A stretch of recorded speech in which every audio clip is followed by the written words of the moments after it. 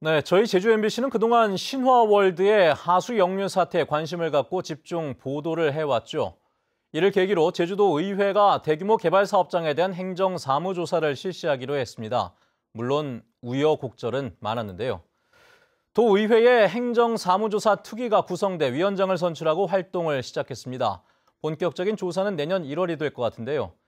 특위는 전 현직 도지사도 증인으로 채택하는 등 강도 높은 조사를 하겠다고 예고하고 있습니다. 김찬영 기자의 보도입니다.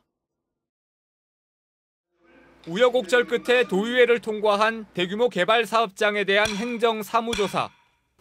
도의원 8명으로 구성된 행정사무조사 특별위원회가 본격적인 활동에 돌입하며 더불어민주당 이상봉 의원을 위원장으로 선출했습니다.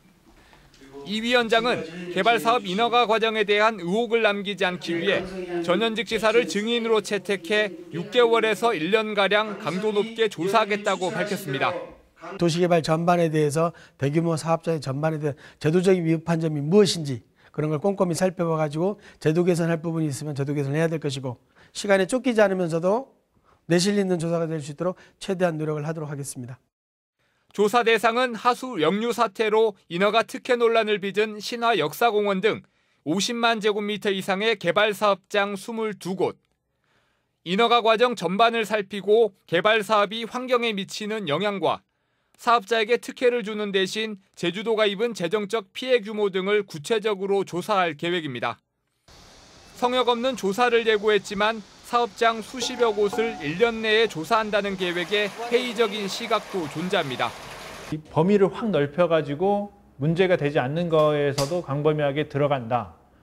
그 세부적으로 들어간다 하면은 이게 기간적으로도 모자라고 진짜 필요한 부분들에서 세세하게 정밀하게 접근하지 못할 수 있다는 거죠.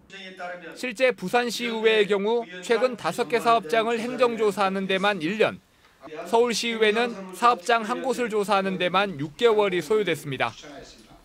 행정조사 특위는 조사 일정과 내용을 담은 조사계획서를 작성해 다음 달 도의회 의결을 거쳐 내년 1월 조사를 시작할 계획입니다.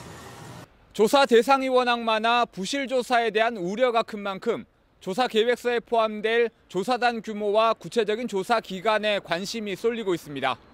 MBC 뉴스 김찬현입니다.